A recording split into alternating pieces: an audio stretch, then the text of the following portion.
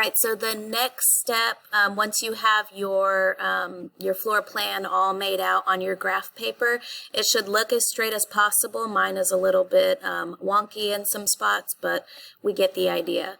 So I would start off in a rectangular room, maybe a bedroom. So I'm going to start at this master bedroom right here. And when I count the squares, 1, 2, 3, 4, 5, 6, 7, by 1, 2, 3, 4, 5, 6, 7, 8.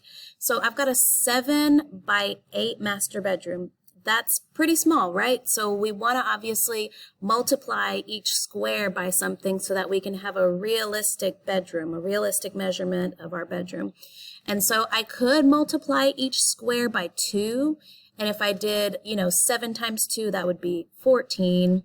By 16, that's still a little bit on the small side for a master bedroom.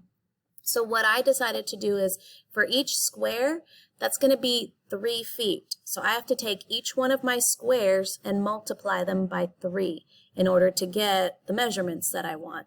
So if I do 7 times 3, because there's 7 squares here, times 3, that's 21 feet.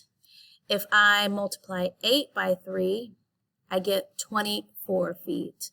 And so the objective here is to figure out, on your graph paper, you might have a totally different number.